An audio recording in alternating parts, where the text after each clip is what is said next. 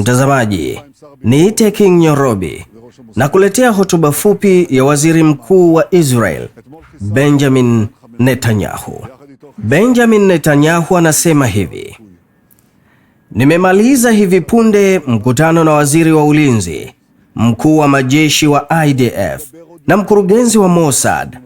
Nimetoa maelekezo ya kuendelea na kampeni hii. Jana tulimuondoa dikteta Khamenei, pamoja naye tuliwaondoa makumi ya viongozi waandamizi wa utawala dhalimu. Vikosi vyetu sasa vinashambulia kiini cha Tehran kwa nguvu inayoongezeka, na hali hii itaendelea kuongezeka zaidi katika siku zijazo.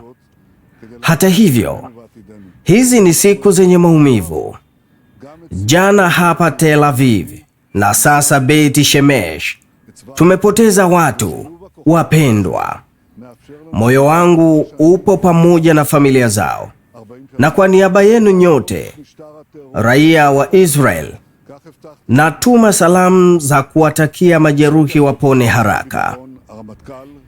Tuko katika kampeni ambayo tunaleta nguvu kamili za IDF vitani kwa kiwango ambacho hakijawahi kutokea hapo awali, ili kuhakikisha uwepo wetu na mustakabali wetu.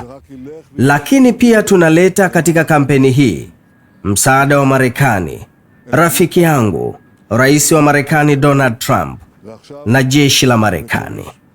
Ushirikiano huu wa nguvu unatuwezesha kufanya jambo ambalo nimekuwa nikitamani kulifanya kwa miaka 40: kuupiga kwa nguvu utawala wa kigaidi.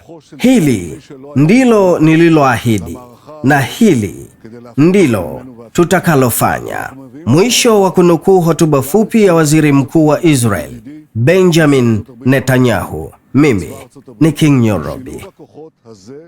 מאפשר לנו לעשות את מה שאני מייחל לעשות כבר 40 שנה. להכות את משטר הטרור שוק על ירך. כך הבטחתי וכך נעשה.